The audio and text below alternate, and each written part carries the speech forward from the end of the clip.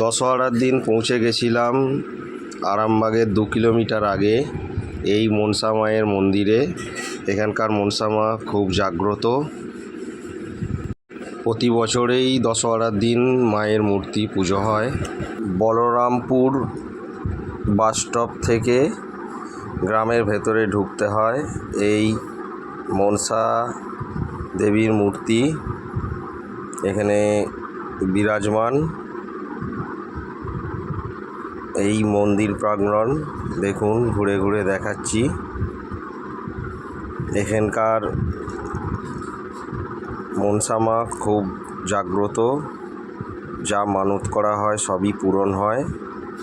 দেখুন, মেলা বসেছে প্রত্যেক বৎসরই দশহরার দিন এখানে মেলা বসে এবং মায়ের পুজো হয়।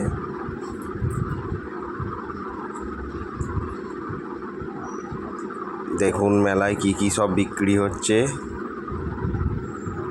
সব কাঠি ভাজা মিষ্টি, বিভিন্ন ধরনের মিষ্টি।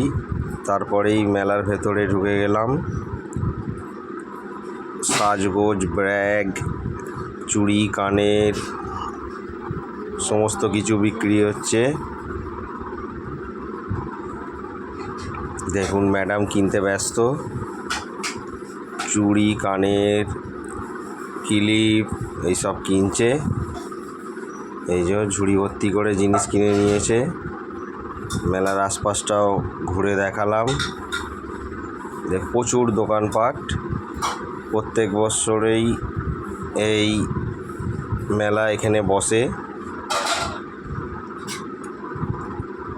ভিডিওটি কেমন লাগলো সবাই একটু কমেন্ট করে জানাবেন।